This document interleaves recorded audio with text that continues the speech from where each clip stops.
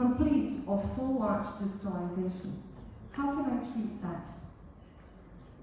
To retract arches completely, I will need either to extract the molars or have retromolar space to begin with. So it's not that miracle, okay? If you don't have space, it's not going to go back. Who began with this story of skeletal anchorage? A Japanese called Kanomi. He used screws from a mini plate, or surgical mini plate, as the first skeletal anchorage of history. And what he wanted to do was to upright a second molar that was Mijon's. So we will need to distalize arches, tag or mini plates, right? And we like it because we have a certain control on the impact on the facial profile. Because you stop when you achieve the amount of retrusion that you want, which is much different than an extraction space that you have to close completely. So let's have a look at this young girl. She had been treated previously. You can see by alignment and lovely, and you are going to see she had a retention line in her lower arch. She had a significant bimaxillary protrusion. Look at her lip contour, completely ahead of the aesthetic plane. So what was proposed to this girl was the extraction of the four third molars and the placement of mini plates in the area, in the distal area, in the same session. So extraction and mini plate placement in the same session. And distalization was performed directly to these mini plates. Here she is at the end of treatment. We can notice already a significant improvement, both of her protrusion and of her occlusion. There. Just by retracting of upper and lower arches using skeletal anchorage. Improvement of her facial profile. But what do we have to look at before we even propose full distalization of both arches? We have to look at lower retromolar space. The mandible is an arch where the dentition doesn't go along the arch in a parallel manner. So if I'm going to distalize, can you see the red line over here? I'm going to hit the lingual cortical plate with the distal roots of my second molars. So what this group of Korean researchers did was they selected a group of normal divergent patients, took CBCTs of these patients, and evaluated the retromolar space on the crown area, here, on a Ceph cut. Then they re-evaluated this space in the crown area on an occlusal cut, and then the distance of the roots to the cortical plates. And what do they see? That more than 1/3 of these patients already have roots contacting the buccal or lingual cortical plates of the mandible. So how many of you have tried full arch distalization and happened with the side effect of second molars extruding? Do you know why they're extruding? Because they're hitting the cortical plate, and instead of going back, they're going up. So if you're going to propose this to your patient before saying that you are going to avoid extraction, make sure you have a CBCT, make sure you analyze how much retromolar space you have, and if that retromolar space is enough for the amount of retraction that you have to have.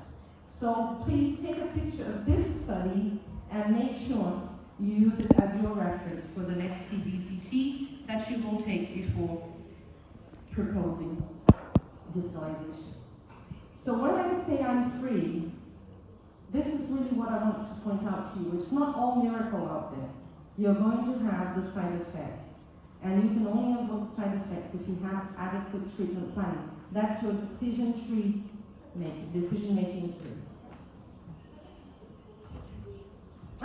finally, the most traditional way of correcting a bimaxillary protrusion, which is premolar extraction. Easy way to go. That's maybe the easiest, right? But what are the problems? The problems are maybe today, with the eco-friendly generation, it will be very difficult to convince people to extract a premolar. I have no idea why there is prejudice against third molars and premolars, but that's the way life is. Second, you have to know mechanics. It is hard to close space without side effects. Very hard. It's not just let the chain work, because it's not going to work like that. And number three, the impact on facial profile is always a question mark, because you have to close the spaces fully. And sometimes you have to lose anchorage. Okay, nowadays with skeletal anchorage it's easier. If you have to lose anchorage, you can always place tags and measure lines with no problem. But some patients don't want tags, and some patients don't stay with the tags. They fall off. They're not 100% placeable. So we have to know our stuff, right? We have to know our basic stuff. Girl, patient, Asian background, Brazilian, right? Look at all my ethnicities. Brazilian, Asian. Had been treated previously twice. Arrived at my office saying, Flavia, I have ankylosed teeth. My lower posterior teeth are ankylosed. I never, ever finished the orthodontic treatment adequately because my teeth are ankylosed. I said, how do you know your teeth are ankylosed? Oh, because the doctor said they're ankylosed. I said, okay, what's your main complaint? I don't close my mouth properly. And I have a crossbite. Okay, we have to solve your both problems. I have to solve your crossbite, and I have to solve your lip sealing. Okay, my dear, I can only treat you extracting premolars. Are you okay with that? I'll go for it. Fine. So she is a bimaxillary protrusion.